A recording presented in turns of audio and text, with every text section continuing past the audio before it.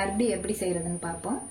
இப்போ நான் கேரட் வந்து ஒரு 400 கிராம் அளவுக்கு கேரட் எடுத்து இட்லி சட்டியில் வேக வச்சு துருவி வச்சிருக்கிறேன்.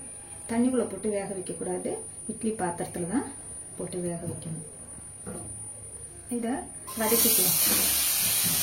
அந்த தண்ணி கொஞ்சம் வச்சுக்கிற அளவுக்கு வதக்கணும்.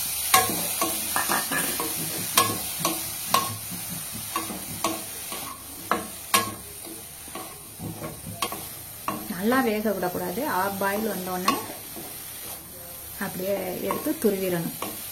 தண்ணி வற்றினோடனே கொஞ்சம் நெய் போட்டு வதக்கிக்கணும்.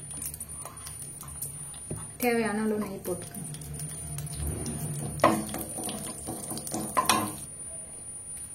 சர்க்கரை 300 கிராம் போட்டிருக்கேன். தண்ணி 150 மில்லி. நல்லா கொதிக்க விடணும். இப்போ இந்த சர்க்கரை பாகு இந்த தட்டில் தண்ணி வச்சு இப்படி ஊற்றினோம்னா கரைஞ்சி ஓடாமல் ரொம்ப போதும். அதை உருட்டி எடுக்கணும்னு தேவையில்லை, அது ஓடாமல் ஒரே இடத்துல நின்றா போதும். கலர் வேணும்னா உங்களுக்கு கொஞ்சம் கேசரி பவுடர் ஆட் பண்ணிக்கணும்.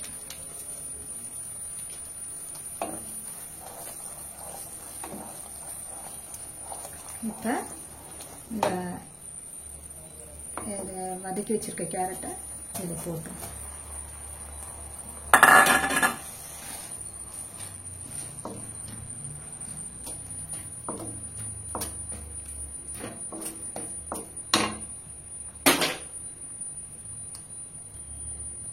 இப்போ இதில் 2 டேபிள் ஸ்பூன் கார்ன்ஃப்ளவர் இதை கரைச்சி இதில் ஆட் பண்ணிக்கலாம்.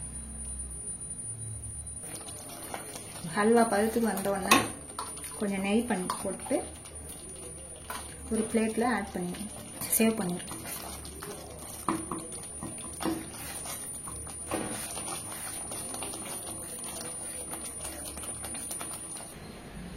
இது மாதிரி பிளேட்டில் நெய் தடவி வச்சுக்குவோம்.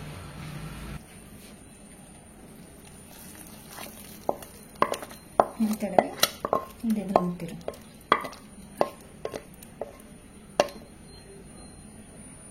இப்போ நெய்யில் வறுத்து வச்சா முந்திரி பருப்பை இதில் அங்கே வச்சுக்கலாம். இது சுட சுட சாப்பிட்டா ஹல்வா தான்.